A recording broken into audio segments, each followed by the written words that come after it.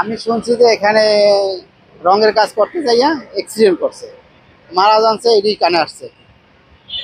মানে কিসের সাথে অ্যাক্সিডেন্ট হচ্ছে? কারেন্টের সাথে। কখন এটা? এটা আনুমানিক মানে 3টা দিক দেয়। এইভাবে সেফটি ছাড়া কাজ করতে পারে ভবন মালিক?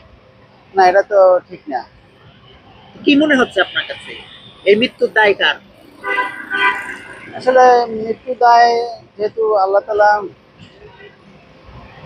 মৃত্যু নিয়ে আসছে, এইভাবে মৃত্যু হয়েছে। না ভবন মালিকের শাস্তি চান না? এটা আইনের আওতায় নিয়ে যাওয়া হয়।